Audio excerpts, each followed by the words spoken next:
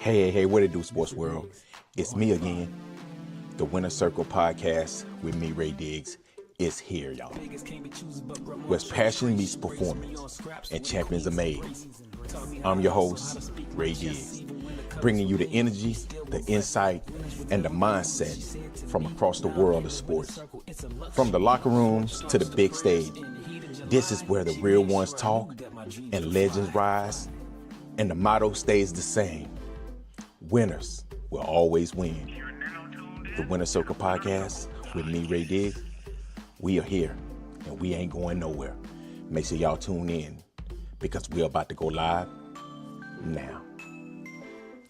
Peace.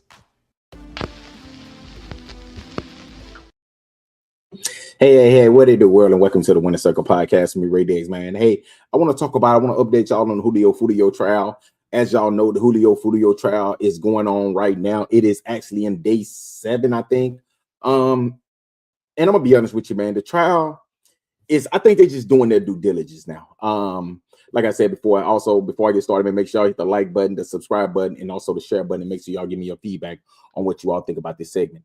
But the Julio Foolio trial right now it's a due diligence thing. I think that right now they're just going through the motion. This trial right here has been one trial. It's kind of like the Queso trial. If y'all remember Jacksonville rapper Queso, when his trial came up, they had so much damaging evidence against him. It was hard for you to pretty much say that he had a chance. The same thing in this case here. It's so hard for me to say that he had a chance because so much evidence is against him. In the one thing that I think that these prosecutors, these defense teams are trying to do, because if y'all don't know, all of these guys are in trial. They all are this one trial, but it's actually 4 people that's under one trial. And I think that's how Alicia Andrews wanted it. I think if Alicia Andrews was in this trial, she would have been found guilty for sure with these guys. Because she had her own trial, she got found guilty of a lesser charge, which was manslaughter, which I feel like she should have been charged for murder. Because I think she was just as part of this demonstration, this thing, as the people that actually pulled the trigger. Because and I think that if you look back at this trial, Isaiah Chance, which was her boyfriend, his lawyer even said that Isaiah Chance didn't use his own phone. He used who phone? His girlfriend's phone. So he was using her phone. So it's basically nothing tied him to this case. And that's right there why I think that they should have put her on this case with them. I don't think she should have got a trial by herself. I think if you was in that car, you was in that Airbnb, you went down there with them, you should have a trial with them. And that's why I say I think that honestly, Davion, Davion,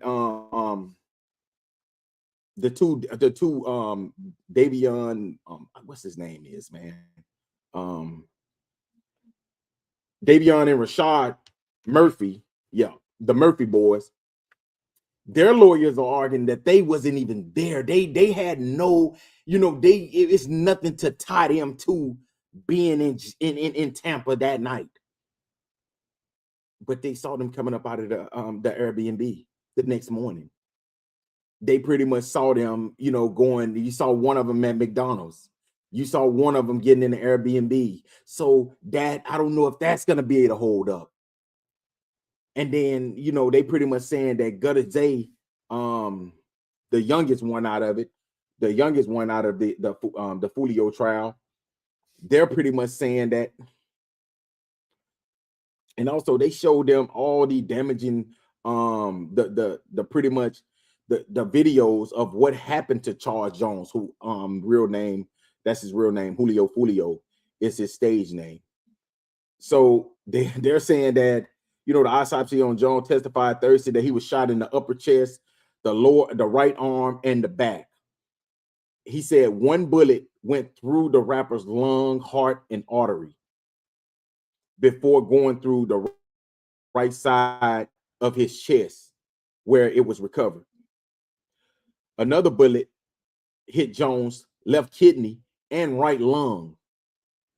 Jones lost around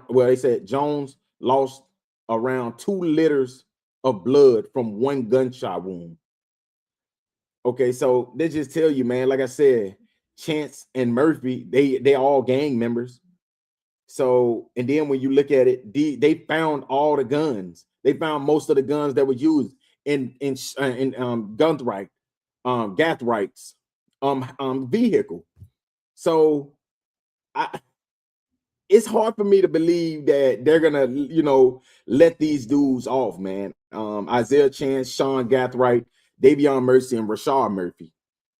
So they're saying that Isaiah Chance, he just was there. He didn't have nothing to do with it. They can't say that that call that he made that was, to the shooters. I think they can do that. I think they've already proved that the call was made to the Murphy boys.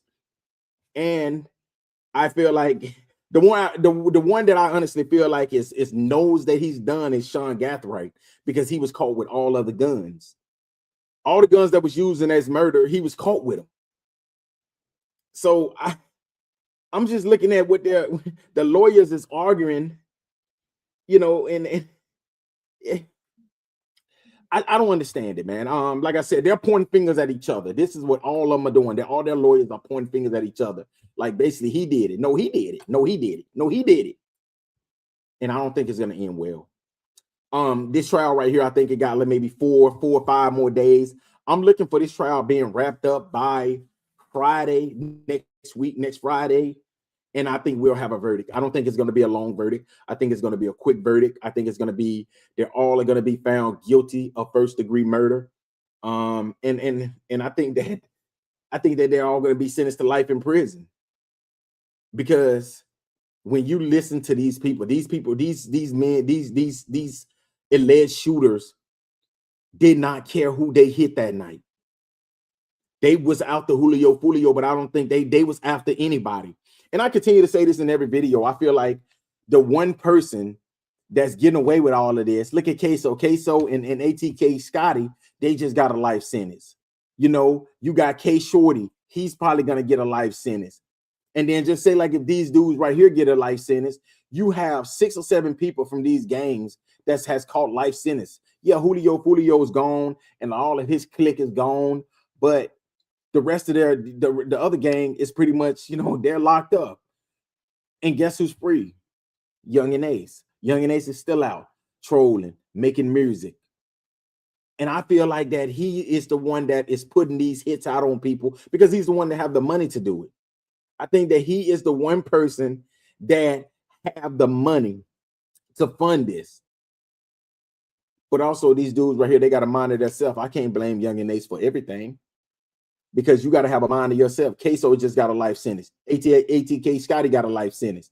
And if these dudes right here get a life sentence, that's 6 people in the last 8 months that has received life sentences in this gang war in Jacksonville between Young and Ace, ATK, and Julio Foolio's 6 block.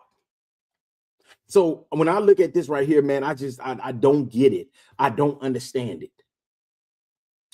And in my mindset was this.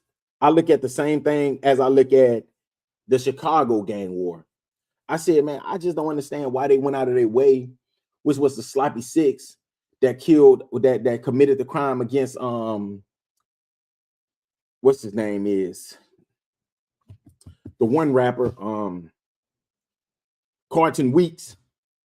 No, his name ain't Carton Weeks.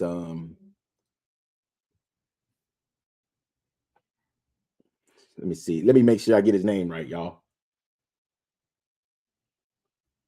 Carton Weekly, FBG Duck. He was pretty much he was killed in August of 2020. And I think that look how they went out of their way to go and kill him.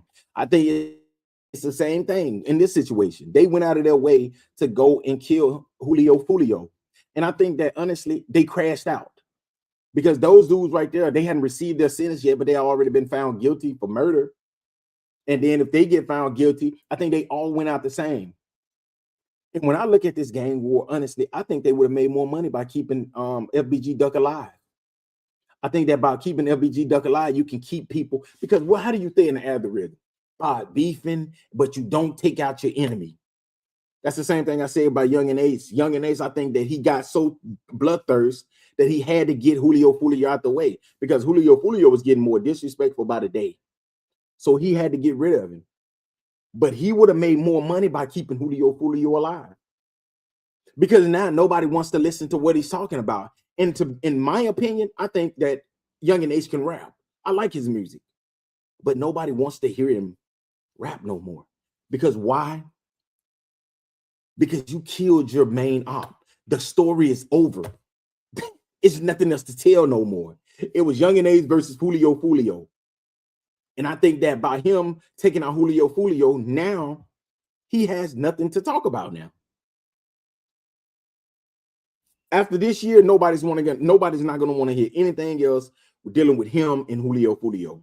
Like, bro, Julio Foolio been gone now for 2 years, 3 years. Nobody cares no more. Same thing I said about what's his name? What's Yellow Beezy? I said, man, nobody wants to hear Yellow Beezy talk no more now that Mo 3's gone, because that's what people want to hear. They want to hear y'all go back and forth. But see, y'all get to that point where you need to take out your main op. It's a storyline. That's what this thing is about. It's a storyline. And once you take out one of the main characters, the story is over with. That's the way it works. And these dudes, these rappers don't see that. They just continue to take out their main op, when in reality, they should keep them alive and keep the algorithm going. Keep it on them. But they take out that main op, and it's like Julio Foolio said. Like Young and A said, it's game over. And that's exactly what it is. It's game over. Nobody wants to hear what he's talking about anymore. Like, nobody wants to hear what Julio Foolio is talking about. Like, let's be honest. I mean, no, Julio Foolio, Young and Ace. I'm just saying. But hey, we're going to continue to update y'all on this case. Like I said, it should be over with by next week. By next Friday, I expect for the verdict to be read next week sometime. But it ain't looking good, man. Like I said, they're doing all they can do. But it's so much that a lawyer can do when you got so much evidence working against you. So, hey, make sure y'all tune in to the Winner Circle podcast. We're going to continue to update y'all. Until next time, y'all. Peace. Mr. Diggs, we're on in 5. Vegas can't be choosers, but grandma chose trace. She raised me on scraps.